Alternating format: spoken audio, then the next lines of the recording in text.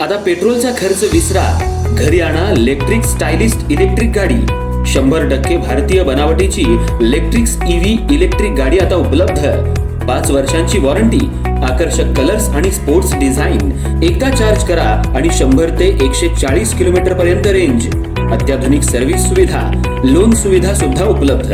आजच भेट द्या साई मोटर्स, किसान चौक, इचलकरंजी। संपर्क 93 73 27 57 52 किंवा 0230 299 77 66। नो पेट्रोल नो टेन्शन, इलेक्ट्रिकचा स्मार्ट पर्याय।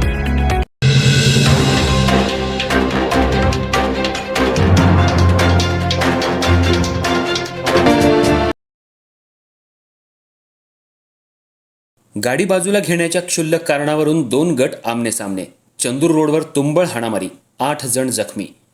हातकणंगले तालुक्यातल्या चंदूर रुई रोडवर गाडी बाजूला घेण्याच्या किरकोळ कारणावरून 2 गटात मोठा वाद निर्माण होऊन त्याचं रूप थेट तुंबळ हाणामारीत झालं।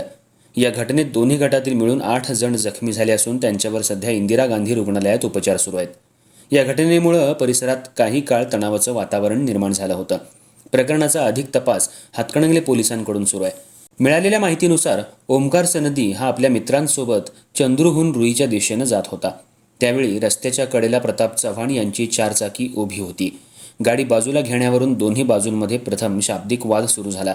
काही क्षणातच हा वाद वाढत जाऊन दोन्ही गटातील व्यक्तींनी एकमेकांना शिवीगाळ करत लाठीकाठ्यांनी मारहाण केल्याचा आरोप आहे। या मारहाणीत प्रताप चव्हाण, कुंडलिक चव्हाण, मनीषा चव्हाण, अनिल देसाडे सर्व राहणार झपाटेमाळा रुई हे जखमी झाले, तर दुसऱ्या गटातील प्रतीक कांबळे, ओमकार सनदी आणि करण कांबळे यांनाही दुखापत झाली आहे। सर्व राहणार सिद्धार्थनगर, चंदूर येथील रहिवासी आहेत।